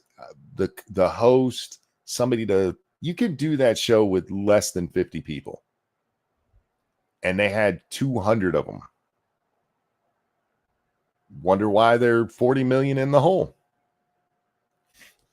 Thank you. Understatement. Just got here, but I heard the mention of Dusty Rhodes. Did you know his son Cody Rhodes is one of the hottest wrestlers in current WWE? Time happens. Yes, I did. Because I don't follow wrestling, but I follow many people who follow wrestling. So occasionally I'll see names pop up and I'll go check out a story here and there. Yeah, Cody is done pretty well. One of my favorite insults ever was about Dustin Rhodes. Dustin, is that his name? I want to say, yeah. When he first comes on the scene back in the NWA days, somebody called him the human Q-tip, and I have always loved that line. Because he did kind of resemble a Q-tip. He was lanky with big curly hair. Dusty Rhodes was my favorite wrestler back in the day. Dustin, a.k.a. Gold Dust. Yeah, there you go. I can't believe that because he's still wrestling too, right? I used to watch him when I was in my teens, Jack. That's like almost 40 years ago. Yeah, you're old. I remember the first time I heard how old Ric Flair was. I was like, Jesus Christ, why is he in the ring? He's going to break a hip. That was like 20 years ago. Fuck. I do miss wrestling. I always got a kick out of it. But anyway, the overlying point here is that it's not censorship. These are people who have no problem with the media being told what we can and cannot say by the Biden administration, Jack. That was not in any way censorship. No. But Colbert losing his show because it is losing money for a who is it? CBS owns the Late Show, right? So yeah, CBS as a whole, $40 million, probably not a lot to them. But a show that's losing that much is not something you want to have happening. Well, how long can you afford that? Even with their money. Flair literally passed out in his last match mid-move. Really? Wow. Jeez. Isn't he That's like horrible. 90 now? That motherfucker's old as shit. Yeah, if you go back to when wrestling was big in our day, Jack, most of those wrestlers were way too old to be doing what they were doing. Oh yeah, but a lot of them had been on the circuit well Yeah. before they ever got big, so they'd been doing it for like 20 years. Like Roddy Piper and Hulk Hogan and all those guys, they didn't start at 40. You know, Who watches television on the regular anymore? Still lots of people, believe it or not, millions of people a year. Because like Colbert, I want to say he was pulling down almost 3 million viewers a night, which sounds like a lot until you realize that number for shows used to be higher by like 4 times as much. yes. Yeah, nobody has to anymore. Your favorite movie's coming out, Jack, and the star of it, you love the star. You can probably find them in 100 different places online giving interviews. You don't have to wait for them to come on to Jimmy Kimmel. Oh, absolutely. Yeah. Haven't even owned a TV since 2004. Oh, what are you, one of those Amish people? I didn't have a TV until like a couple weeks ago. I have many TVs. Yeah, Mostly- I do now. Mostly used for video games. I don't watch all that much television. Most of what I watch is stuff that's old. Like I just rewatched the first 4 seasons of Dexter, which, how old is that show now? 20 years old? It's got to be a decade. Yeah, it's old. That was real quick, just an aside, talking about the airplane thing earlier. It was amazing how many of the young women, because I watched a variety of people, but the ones that made me really interested were the young women, not because they were cute, most of them weren't, but because that's a demographic that I expect to be offended by everything. Yeah. But it was funny how many of them not only laughed, but how many of them made Friends jokes during their watch. Because remember, Friends is problematic because they made gay jokes and stuff. And to see that show came out in the 90s and it still resonates with young people today. But where's the new Friends? Where's the new Seinfeld? Where's the new MASH? AI hasn't written it yet, Monkey. Thank you, Dangerous Spaces. Wrong, Monk. Colbert is clearly being censored.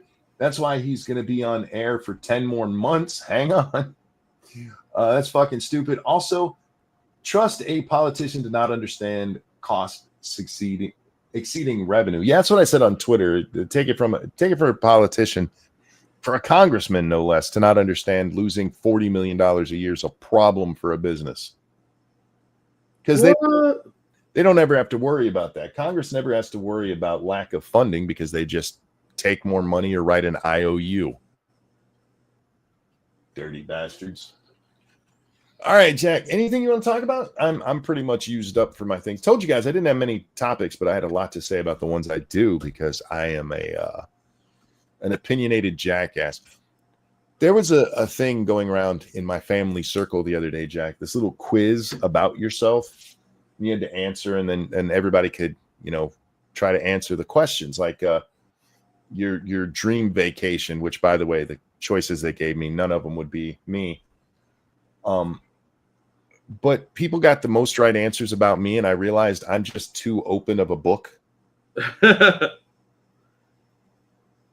need to learn to be shyer.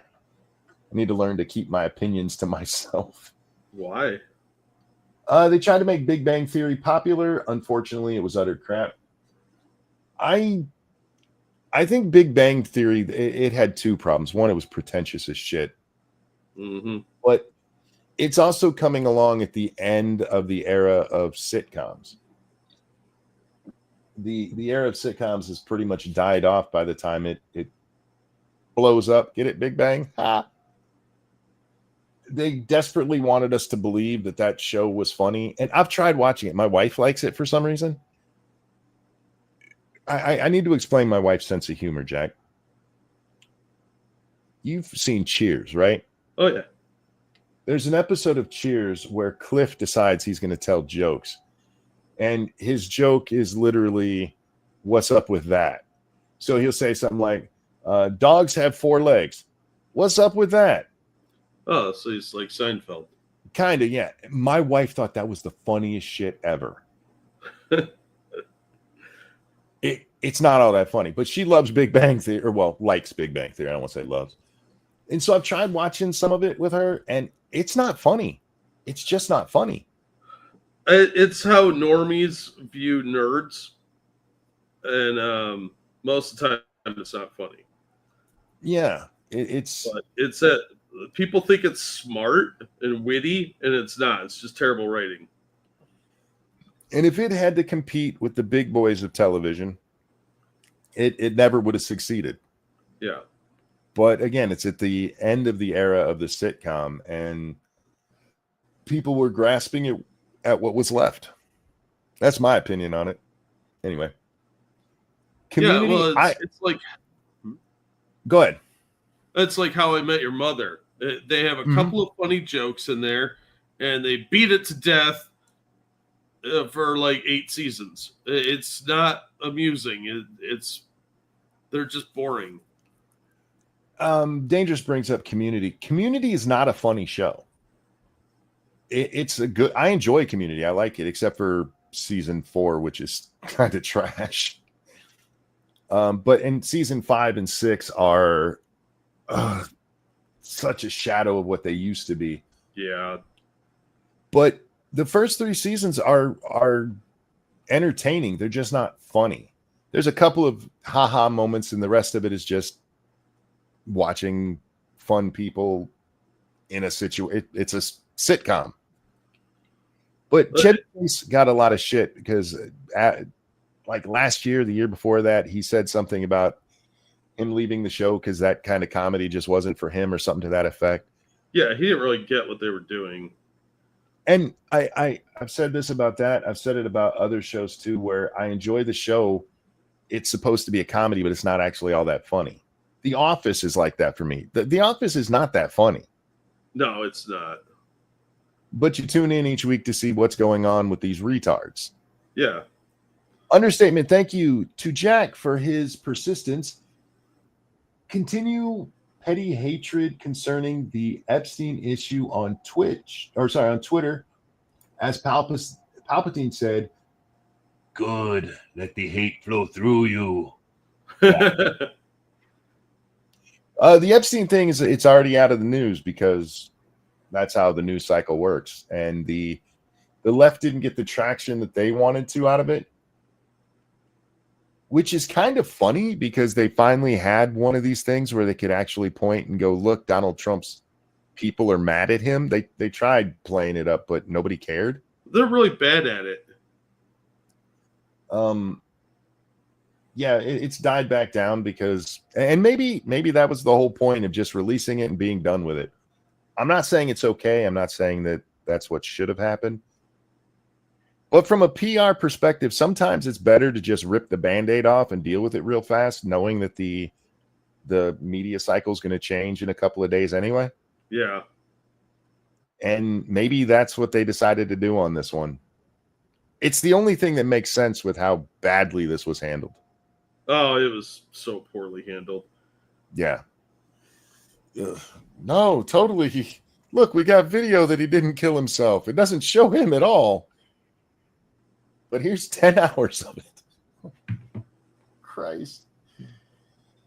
But yeah, that's pretty much died out, except for people who are passionate about it. And I get it. I do. It's not going to change anything, though, unfortunately. Well, this is why we shouldn't have so much secrecy in our government. Yeah. What you going to say? I saw Luna, Representative Luna, talking about Tulsi Gabbard's referral to the DOJ about the Obama scandal. Yeah. And I said, they're not going to do anything about this. If they won't stop pedophiles, why would they go after this? I'll believe it when I see it. You know, DOJ just doesn't do anything. I don't think that they would do anything to Obama anyway, being an ex-president. Yeah. I'm not as cynical as you with the DOJ won't do anything. I don't think they'll do anything of consequence to certain people. They're happy, even somebody like Menendez, who was a longtime senator, they were happy to go after his ass. Yeah, but he's an insignificant nobody. That's all they ever go after is somebody, a sacrificial lamb that the DNC throws out, or a bunch of low-level nobodies, like that office in Cincinnati when the IRS scandal broke. Yes. That's all they ever do. So if they're not going to go after the head of the snake, then what's the point? Because it's like a hydra. It's just going to keep growing back. In either the Epstein or the Obama cases, yeah, I'd love to see the head taken out. I'd love to see whoever's left on that, the highest ranking people left in the Epstein list, or Obama himself for the bullshit they pulled. But I would at least like to see something. Yeah, they're not even doing that. Give me the sacrificial lamb. At least somebody got sacrificed. Yeah, and they're not going to do it. They'll talk a mean game, and then it'll fall out of the news cycle, and then they'll just move on. Yeah, that's all the DOJ ever does. They'll go after normal people that complain at a town hall, but they're not going after anybody of any note. It's really disgusting. And there's a lot of people who get away with a lot of shit who aren't rich or famous because of, lack of evidence, blah, blah, blah. But it's amazing how often that happens at the upper echelons. Yeah. Because there's still plenty of nobodies who go to prison. How many senators actually go to prison? How many very, very rare. Yeah. And governors, house members in your state. These people never end up actually going to prison, no matter how fucking bad they are. Yep. George Santos going to prison is actually a historic thing. Because Congress members don't generally, even after they've left office, don't generally go to prison. Yeah. And the only reason he went to prison is because he took a Democrat stronghold and they were mad about it. Yep. Because under any other circumstances, they would have covered for him, even him being a Republican. Because they know that if you ring that bell, you can't unring it. And eventually it's going to come back at them. Not necessarily all of them, but each one has to worry that they're the next one that this happens to. Yeah, they got to worry that they're going to be the sacrificial lamb. Yep. Because everybody falls out of favor at some point. These are dirty, horrible people, and I hate them. Yep. And they deserve prison, but they're not going to get it. But this is another reason the DOJ itself is kind of a joke. I mean, most of this shit should be handled in state anyway. And just give that money to those prosecutors. Let them make a name for themselves.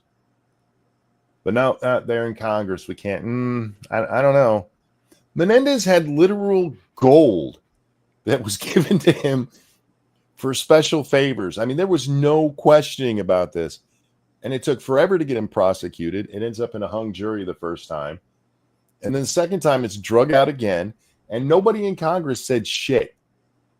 The same people who at the time were out there telling us how horrible Donald Trump is for fudging some numbers on a loan application for a loan that he paid back in full.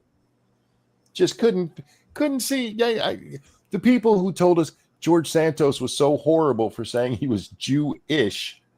Still one of the funniest fucking things I've ever heard. That man is fucking comedy gold, man. Had no issue with Menendez selling his votes in the Senate. Yep. I mean, there's no question that it happened. And even to this day, even after he's found guilty, they go and where, if anything a Republican does gets in the news at all, they'll go ask every Republican, what do you think about this? With Menendez, they were just like, we can't find anybody who wants to talk about this. Yeah, weird how that happens. They weren't beating down Schumer's door demanding to know why he let Menendez stay in the Senate for so long. I fucking hate our media, man. As you should. I mean, with the Epstein thing, that is not a story that should be falling out of the news this quick. Or ever, for that matter. You have powerful pedophiles running loose in the country. That's not okay, man. And not even that part. I'm just talking about the Trump era of it. This recent thing. They have tons of ammo here that they can use against Bondi and Patel and Bongino. Mm-hmm. And they just kind of, normally for a story that should be that big, it would take like a natural disaster to knock it out of the news. That tells me that a lot of Democrats are probably in on it. So yeah, they don't want that shit out either. No, but they just let it go in the press, which is shocking to me. It really is. That wouldn't surprise me if a bunch of people that ran newspapers, like editors and stuff like that, were on the client list too. Or the people that they get sourced from, they don't want to be. Look how long it took for Weinstein. Let's set the rape part aside because that doesn't come out until way later. Yeah. The original blow up of the Weinstein story, the kickoff of Me Too, was he traded parts in movies for sex. Which, had anybody never heard of the casting couch before the Weinstein stuff blows up? Right. It was an open secret that nobody would talk about because, you might not get to cover that movie or this movie, or that starlet might not talk to you. Sometimes it's not even a direct connection. It's just like, oh my God, I might lose access. Yeah. And that's so fucking gross. So yeah, anyway. To borrow from Al Gore, inconvenient truth. Yeah, no shit. So you don't even need them directly covering for somebody that they know, Jack. It could just be that they know something about somebody, but they have influence over other people you do want to still cover. Yeah. Which is literally the Weinstein thing. It's disgusting because they're putting their source stuff over victims of some of the most horrific abuse possible. And Ronan Farrow gets all the credit for the Weinstein thing when Courtney Love had said that shit on television years before. And they were just like, oh, fucking Courtney. A couple people had talked about it before, and they never get any credit. Courtney was a weirdo. That's why nobody listened to her. Well, she killed Kurt. Just kidding. The Fleece did that. Too soon? No. The casting couch was a standing joke in 60s films, for fuck's sake. Yeah, no shit. But then everybody acts surprised. And then, look, if Weinstein actually did rape anybody, absolutely should be in prison for it. But I'm sorry. I'm not believing he had to rape anybody when these women, when so many of them were willing to suck his old fat dick for the little parts that they did get. And he's just like, no, I need that pussy specifically. Dude that looks like that is not picky. I'm sorry. And he didn't even have to be because they wanted what he was giving. Mm-hmm. And again, not saying he didn't do it. I don't know. I wasn't there. He was found guilty of it. I'm just saying I have questions. I'm just saying I have a couple of questions. Look at the Louis C.K. thing. He didn't even assault anyone. Yeah, that was just weird. What? There's weirdos in Hollywood? I'm shocked. Oh, I know. I think all Cosby shit was regret sex too. Oh, I think Cosby got hosed. I don't think Cosby raped anybody. I think those women were trading pussy for roles, and they thought it was going to make him famous, and it didn't. Yep. And then years later, Hannibal Buress decided he was going to make a name for himself. Yep. Yeah. So what? He got them party drugs because they were partying. Yeah. That's not rape. That's people doing party drugs. Well, that was their big thing against Cosby, is that in his one deposition they asked him if he ever procured drugs, and he said yes, and that immediately became he got drugs to rape women, which is not what he said. Not at all. They twisted that so disgustingly. Well, it's like the Michael Jackson thing. Again, we agree Michael Jackson was a weird guy. Oh, but yeah. The actual evidence of him touching anybody is non-existent. If you've never watched The Razor, they're getting ready to make a Leaving or Finding Neverland or whatever the fuck that stupid HBO show was. They're making a part 2 to that now. Why? Because the two guys who are involved in it desperately want money from the Jackson family. Oh, They desperately want his leftovers. desperately seeking Michael.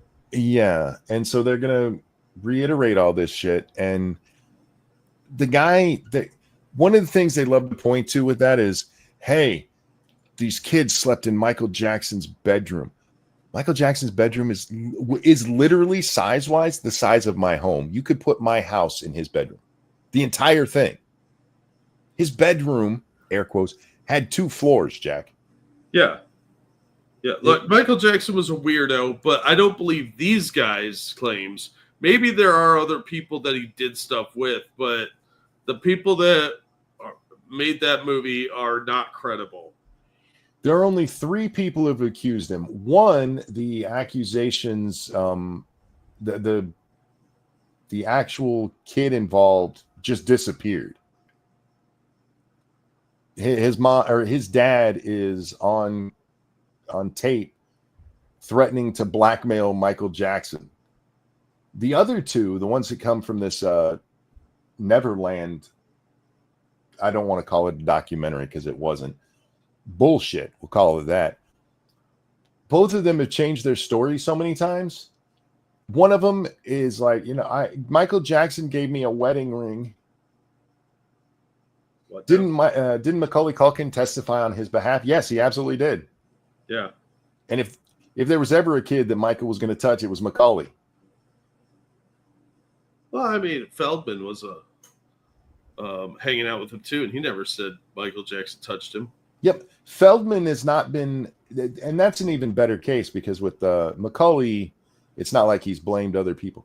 Feldman has named names about people who've touched him when he was a child, and the one that he's always said no was Michael Jackson. Yeah, I think that's, for me, the strongest evidence for Michael. Yeah. But boy, did they destroy that man and his entire legacy. Look, yeah, it'll always be tainted. Yeah, that guy was weird. Oh, yeah, he was super weird. He became famous when he was, what, 10? Oh, probably not even that old. And it's Kanye who told us that, when you become famous, that's when your aging stops. Yeah. Because you have everybody else doing everything for you and you don't have to grow up. And Michael didn't have the childhood the rest of us did. And then he got a massive amount of money and just went nuts as a child. Well, his dad was pushing a lot of that too. So yeah. More like 5. Yes. I mean, he was young. And so he just lives out his childhood for the rest of his life, hanging out with little kids. And then they're like, I mean, he touched them. There's no proof of that anywhere. No, it is super weird behavior, but meanwhile, Bill Clinton rapes a woman. There's picture evidence that she was assaulted, Jack. Oh, yeah. Several women accused him, and he lost his law license because of it. And then they're like, no, nothing happened here. Don't know what you're talking about. It's amazing what the press decides is important. Well, it's what the press values, not what normal society finds disturbing. I wonder how many news stories, like go back to the time, how many video news stories, specifically on television, were done about Michael Jackson molesting children versus Bill Clinton raping women. Oh, it's not even a fair comparison. 1 billion to 1, maybe? Yeah, probably. I mean, just the volume of stories on Michael Jackson are way outnumbering anything that was done for Clinton. Yeah, and we knew Clinton was a sex pest, but no. I wonder how many people watched TV back in that day even knew the name Juanita Broaddrick. If you weren't watching Rush Limbaugh, you probably never heard that name. Yeah, it would have been difficult because most of the outlets were either trying to not talk about it or were actively degrading the victims. So there were 3 or 4 at a time for a while. Michael Jackson was robbed of his childhood, so he kind of a big kid for the rest of his life. Look, I'm gonna be honest with you. If I had Michael Jackson money, I would have my own theme park too. I would have a Silver Spoons train running through my room. Yeah, I would go nuts, and it would look like I just made a giant pedo farm, but no kids would be allowed there because they ruined my experience. My grandchildren would be allowed, but nobody else. Turn into Cartman with the amusement park. Yeah, it's all mine. Yay! I wouldn't be like, oh, I need a Bugatti. What kind of gay shit is that to buy with a bunch of money? You should have life-size stormtroopers in your house. Right? Kind of fucking weirdo gets filthy rich and buys a Rembrandt. The fuck is wrong with you, dude? Don't you know they make toys? Well, look, I am not judging the homosexual community for their art choices. I just don't understand that shit. If I had Michael Jackson money, I would own every copy of Spider-Man's first appearance in Amazing Fantasies. Just hoarding them all. Yes, they would be all mine. Yeah, I understand what happened with Michael. With him, he was just a giant child. He really was, and in many ways, so am I. But he had the money to actually indulge that part of himself, Jack, where I have to pick and choose what collectibles I take. Yeah, it's a little different when you're broke, for sure.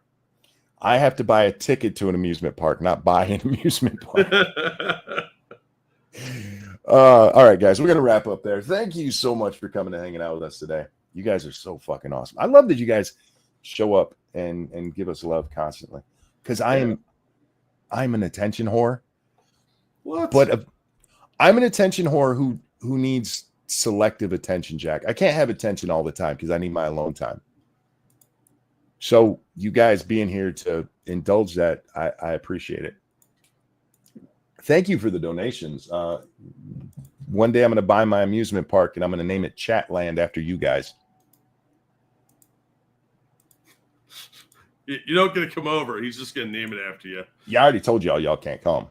But thank you for the donations. You guys are so kind. Jack, anything you want to show?